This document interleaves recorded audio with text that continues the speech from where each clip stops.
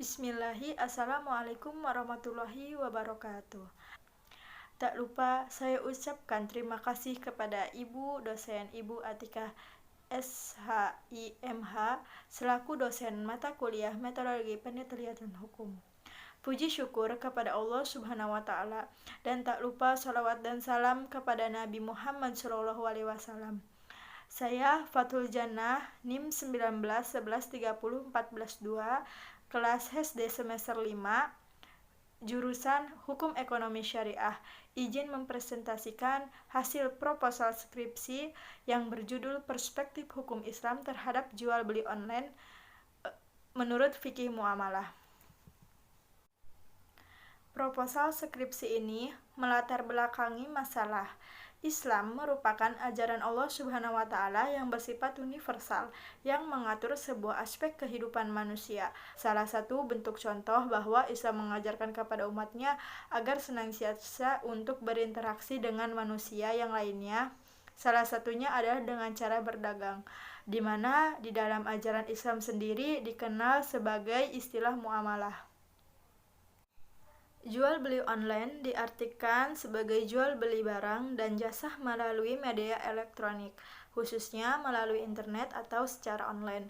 Salah satu contoh adalah penjual produk secara online melalui internet. Jual beli via internet adalah jual beli yang menjadi di media elektronik, yang mana transaksi jual beli tidak mengharuskan penjual dan pembeli bertemu secara langsung. Dalam rumusan masalah, penelitian ini berdasarkan latar belakang yang diuraikan, maka dapat diidentifikasi beberapa permasalahan sebagai berikut. Yang pertama, bagaimana pandangan hukum Islam terhadap jual beli online.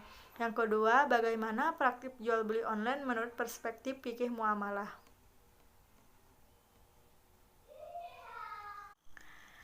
Studi review terdahulu untuk menghindari adanya duplikasi skripsi yang saya angkat sebagai acuan skripsi terdahulu yang relevan adalah yang pertama, jual beli online masyarakat Kecamatan Mungkarkule Kabupaten Kaur ditinjau dari hukum Islam, skripsi Ejizah Fitriani. Yang kedua, tinjauan hukum jual beli online yang mencantumkan gambar dan testimoni hoax di Ponorogo, skripsi Febriani Fitri Permatasari Santoso. Ketiga yaitu tinjauan hukum Islam terhadap jual beli online Shopee dan perlindungan konsumen di Shopee menurut mahasiswa UIN Syahid Jakarta.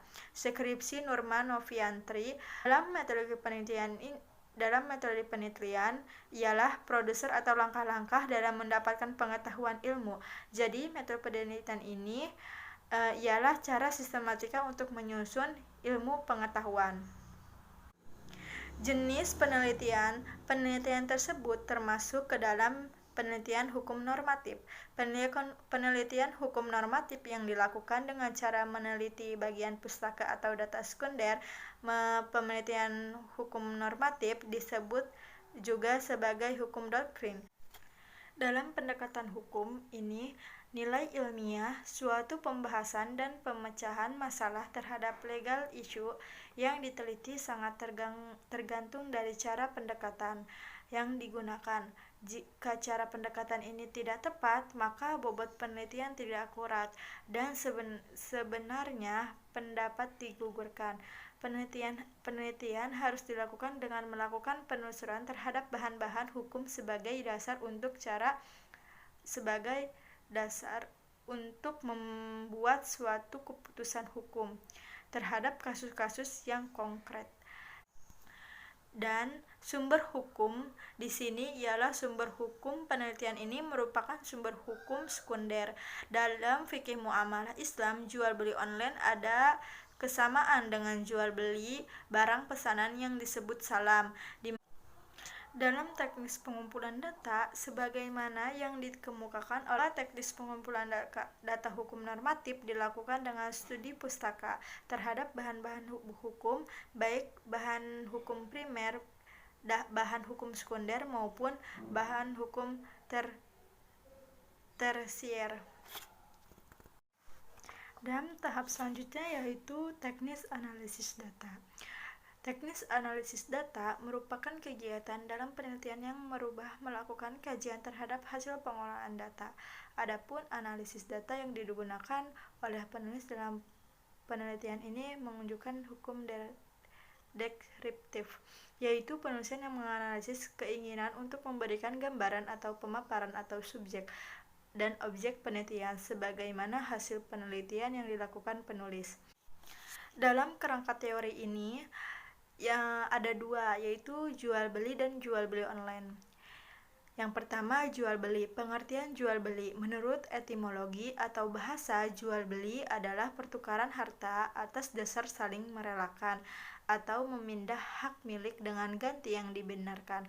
Adapun jual beli menurut terminologi, para ulama berpendapat dalam mendefinisikannya. Antara lain menurut ulama Syafi'i, jual beli adalah tukar menukar barang dengan barang lain. Ulama Maliki adalah jual beli adalah untuk seluruh sesuatu bai, jual beli yang mencakup akad syarat, salam dan sebagainya dan lain sebagainya. Adapun macam-macam jual beli, dalam ulama Hanafi membagikan akad jual beli menjadi 3 macam, yaitu jual beli sahih, jual beli batil, dan jual beli fasid. Yang kedua itu dalam jual beli online. Pengertian jual beli online, transaksi jual beli online atau jual beli melalui media elektronik adalah transaksi jual beli yang dilakukan via teknologi modern, tergantung rukun dan syarat yang berlaku dalam jual beli. Apabila rukun dan syarat terpenuhi. Dasar hukum jual beli online. Di sini selain dasar hukum Islam, dasar hukum transaksi elektronik juga diatur dalam hukum positif, yaitu Undang-Undang Informasi dan Transaksi Elektronik UU ITE. Menurut pasal 1 ayat 2 Undang-Undang ITE, transaksi elektronik yaitu transaksi perbuatan hukum yang dilakukan dengan menggunakan komputer, jaringan komputer, dan media elektronik lainnya. Yang kedua itu dalam jual beli online. Pengertian jual beli online, transaksi jual beli online atau jual beli melalui media elektronik adalah transaksi jual beli yang dilakukan via teknologi modern, tergantung rukun dan syarat yang berlaku dalam jual beli. Apabila rukun dan syarat terpenuhi. Dasar hukum jual beli online. Di sini selain dasar hukum Islam, dasar hukum transaksi elektronik juga diatur dalam hukum positif, yaitu Undang-Undang Informasi dan Transaksi Elektronik UU ITE. Menurut pasal 1 ayat 2 Undang-Undang ITE, transaksi elektronik yaitu transaksi perbuatan hukum yang dilakukan dengan menggunakan komputer, jaringan komputer, dan media elektronik lainnya. Selanjutnya yaitu macam-macam jual beli online. Di Indonesia sendiri ada beberapa jenis transaksi jual beli online yang bisa dilakukan oleh konsumen. Jual beli online tersebut yaitu yang pertama cash on delivery, COD. Yang kedua debit on delivery atau credit on delivery secara selain COD. Yang ketiga menggunakan transfer rekening bank. Yang keempat menggunakan dompet virtual dompet. Yang kelima menggunakan X-Road account. Yang selanjutnya kelebihan dan kekurangan penjual beli online bagi konsumen. Kelebihan jual beli online bagi konsumen yaitu yang pertama memudahkan melakukan dan mudah melakukannya dan tidak perlu pelatih khusus untuk bisa belanja atau melakukan transaksi melalui internet. Yang kedua, tidak dibatas oleh waktu dan lain sebagainya. Kekurangan jual beli online bagi konsumen sebalikannya, yaitu yang pertama konsumen tidak dapat langsung mendefinisikan, melihat atau menyentuh barang yang akan dipesan. Yang kedua, ketidakjelasan informasi tentang barang yang ditawarkan. Yang ketiga, tidak jelasnya situs subjek hukum si pelaku usaha dan lain sebagainya. Yang selanjutnya, yang terakhir, yaitu jual beli online menurut hukum ulama. Dalam fikih muamalah Islam, ulama Syafi'iyah dan Hanabilah mendefinisikan jual beli secara online sebagai berikut: akad yang disepakati dengan menentukan ciri-ciri tertentu dengan membayar harga terlebih dahulu, sedangkan barangnya diserahkan kemudian dalam situs masjid akad.